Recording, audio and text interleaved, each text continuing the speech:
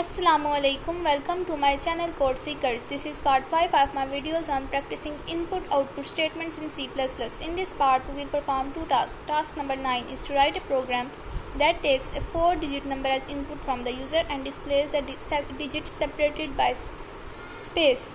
For that purpose, we have to separate digits using the modulus technique.